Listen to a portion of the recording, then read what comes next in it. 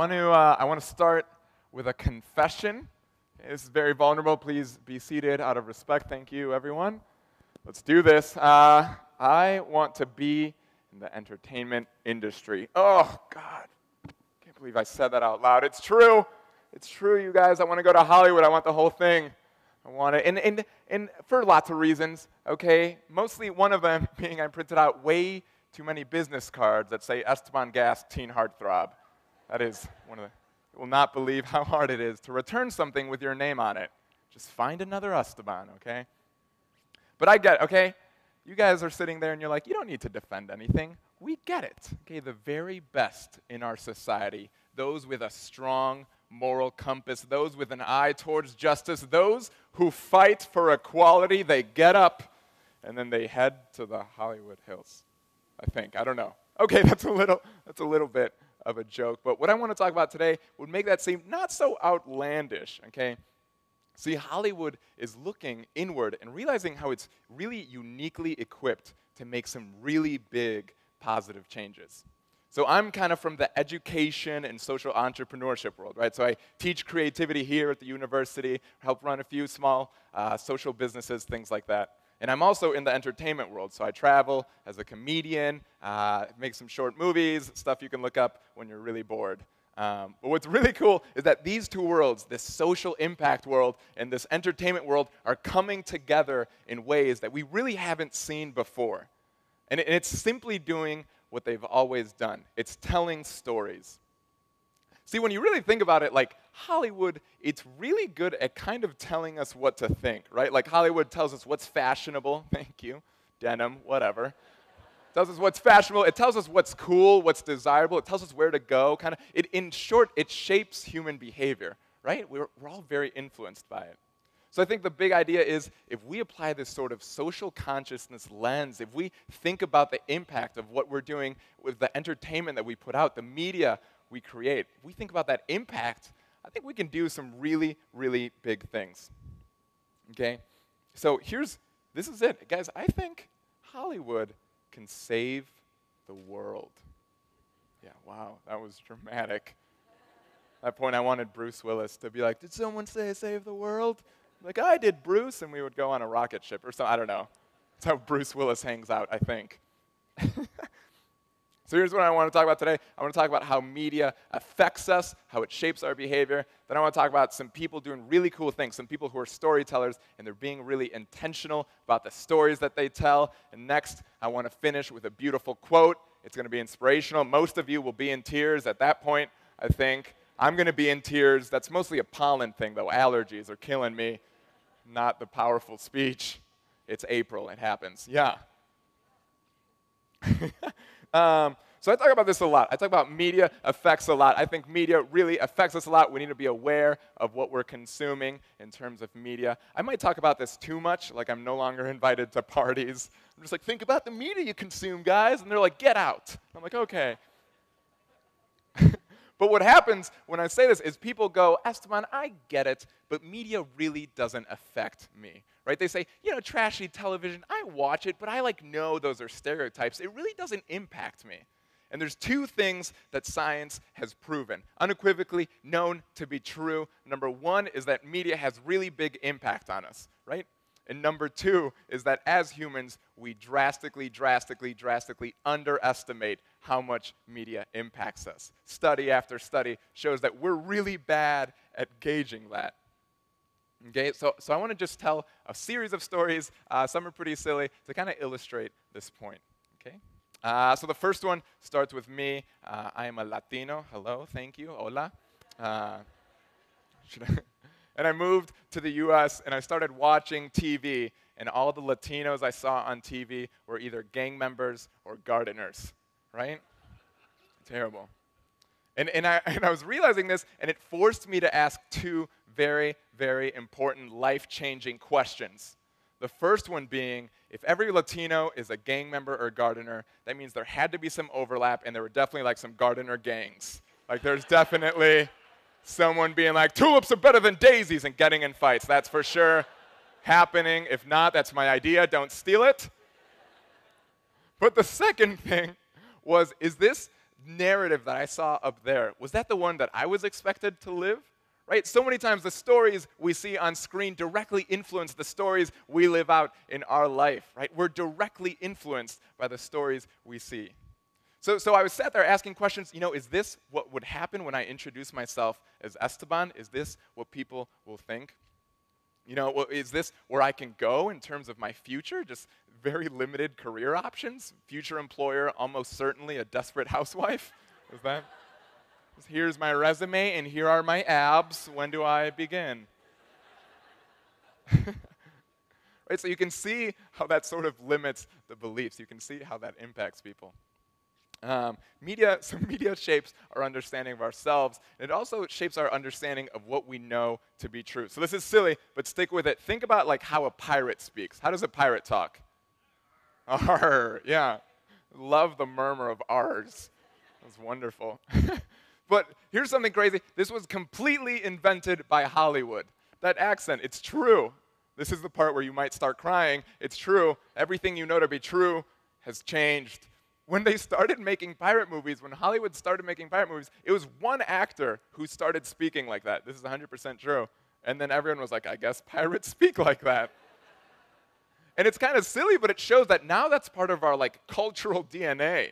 That's something that's a cultural and social norm that's been set. It's kind of goofy. By the way, if you leave TED and all you remember is that pirates speak differently, I feel like today's been a success. I feel like, how was TED? You will not believe what I learned. It was amazing. Right, so media shapes who we are in terms of the way we think about ourselves. It shapes what we know to be true. Media even shapes where we go. England, a few years ago, it ran this fascinating study. It asked tourists, hey, why did you come to England? And 20% of them said that the number one reason they went to England on vacation was the way it was portrayed in films. Isn't that fascinating? That means 1 out of every 5 people that went to England, like, watched Harry Potter and were like, that looks awesome. Like, I gotta pack your bags, go hiking in the Forbidden Forest. What could happen? Nothing bad there. Again, it's kind of silly, but then you start thinking about like the impact on the tourist economy and everything. I mean, that's huge. That's crazy. 1 out of every 5 people. Media also impacts our health. So this is one of the most famous examples. In the 1950s, big corporations got together in the whole entertainment industry machine, right? And they made smoking really cool. It was this lobbying, and they wrote these stories where the heroes were smoking and the beautiful women were smoking, and it just created this cultural and social norm, right? And it shifted behavior. And even now, anti-smoking, we're fighting that stigma today, right? And that started 50 years ago, 70 years ago. And people talk about this as one of the negative effects, right? They say, look at how media betrayed us. But I think it's fascinating. I think we can take these takeaways. We set a social norm that has stuck for 70 years. That means Hollywood, that means the stories we tell, that means the entertainment that we watch has the ability to shape human behavior, right? To set these social and cultural norms. That's nuts. That's crazy. So it brings me to this question, and I love this question. It wakes me up in the middle of the night. Very annoying to my wife. I'm just like, same question. And it is this. We know how to do this. We know how to do this. So if we put the same skills or the effort that we'd put into making smoking cool, right? And we did that with something good, how would that shape? What social norms could we set, right, that are good? We could make voting and cool, or solving the water crisis cool, or just men treating women better, and have that be the cultural and social norm that is set from the entertainment that we watch. And people are doing this now. I think we're at really this exciting point where people are starting to think about this. And there's a happy ending in my life. So I was frustrated by Latino portrayals, flipping through channels, and then I was on PBS, and I found this show called Zoom. Anyone remember Zoom? Yeah, nice. Zoom is great. There was this cast member on Zoom, and his name was Pablo Velez Jr., and he was Latino.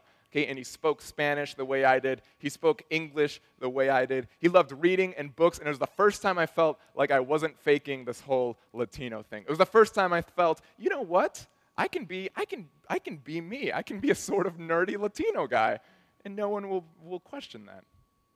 And what's so interesting is that in terms of media effects, in terms of media impacts, we really think about children's TV show in that, right? We really want our children to like watch good things. We're always saying, like, oh, I don't want them watching that. They're going to learn from this. Or we have this rating system, or we really want the creators of children's TV shows to have our best, the best interest at heart. And then all of a sudden that kid grows up and we don't think twice about it. Isn't that interesting? There's this big disconnect. I mean, we obsess over these media effects for our kids, and then we don't even think twice about what we're watching and what that means for us. And there are people doing this really cool, though. There are people. I don't want to say that it's this hopeless thing. There's just this big trend starting, and it's really exciting. So like a show like Modern Family, it's really popular, right? It kind of has redefined normal in terms of sexual orientation in a relationship, and age in a relationship, and gender in a relationship, and culture in a relationship. I mean, it's really, really good. They're telling really good stories. A show like Transparent on Amazon, I don't know if you've heard about it, but it's gotten all these awards from these social cause organizations. It's about a gender transition. It's gotten all these awards for being a really honest portrayal of that gender transition. And the creators of the show talk about how they know that that telling a story has the ability to change hearts and minds. That's something that they said. Isn't that cool? Change hearts and minds. I think in terms of media impacts, I remember a few years ago watching the show called The Buried Life. The Buried Life was these 4 guys, and they went around and they helped people cross things off their bucket list. I remember watching it with friends, and when episodes would end, we would look at each other and we'd be like, we gotta do something good, like let's go make someone's day. Isn't that cool? That was completely inspired by what we watched. And it actually inspired one of the first pieces of content I made, kind of short films I made. It was this web series called Do Something Amazing for Someone Amazing. We went around and we surprised people and just tried to make people smile. And it was all driven by this fact that, wait a minute, we can create something that's entertaining and has this positive impact. That's a really, really cool thought. In terms of people doing this well, participant media is kind of the big dogs, if we're using scientific terms. Big dogs? They're this media company, and they've won dozens and dozens of Oscars with movies like An Inconvenient Truth, The Help, Lincoln. Last Oscars they had Selma. And they want to create media that, quote, inspires social change. And what's cool is that they're finding a way to track it too. So they're calling it the participant index. And what they're doing is this qualitative way to ask people what viewers learned after watching, what viewers did as a result of watching, what viewers felt after watching. I mean, they know the impact of media. And they're finding a way to track that, which is going to be really, really exciting. And I think this is something for us young people, right? We're kind of like the do-gooder generations, millennials. We're like, yeah. And this is really, really exciting. And there's people stepping up to this. Students of the World, this organization I'm really lucky to be a part of. And they're helping train and educate and empower storytellers, young storytellers, right? So this next generation of creators, this next generation that goes to Hollywood is going to tell this media, tell stories infused with purpose, right? That is so cool. They know the power of story. They know that they can be intentional with stories, and they can change hearts and minds, and they can create and shape cultural norms, that they can shape human behavior. So I think it's where do we go from here, right? So we know story affects us, okay? We know stories that we see are what we use to navigate the world around us. Stories influence our view of the world and our view of ourselves and each other. Okay, so stories are very, very, very powerful. So I think there's 2 things we got to do. Number 1 is realize the impact of those stories. Okay, media affects us all, and science shows it affects you more than you think, right? Ask yourselves really tough questions like, who am I becoming by the content that I watch? It's a pretty tough question. I think it's a pretty powerful one, though. And I think number 2 is for creators and storytellers, and yes, Hollywood. And you know what? Let's extend it. We are all storytellers. We're all telling stories, if it's to a friend or a literal Snapchat story, or we're actually making feature films. We're all telling stories. Think about the impact of your stories, right? How will people be different because they heard your stories? Think about in terms of social change, how will people be changed because they heard your stories?